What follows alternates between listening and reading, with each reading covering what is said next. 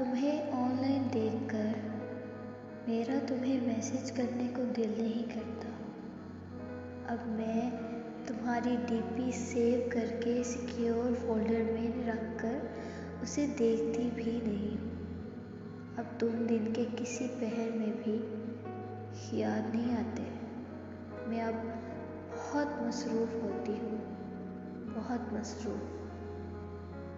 मैंने सरता पैर खुद को कामों में डुबो लिया है।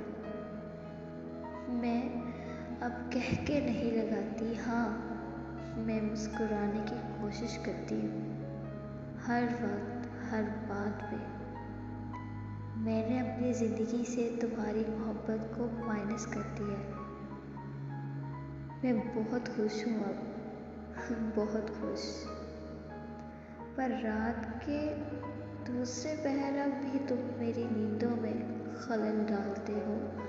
अब भी मेरी आँखों के गोशे नम होते हैं, मगर मैं नम आँखों से भी मुस्कुराने की कोशिश करके आह भरती हूँ और खुद को यकीन दिलाती हूँ कि वो जिसकी सांस पे तहरीर थी हयात मेरी, वो जिसकी सांस पे तहरीर थी हयात मेरी, उसी का हुक्म है अब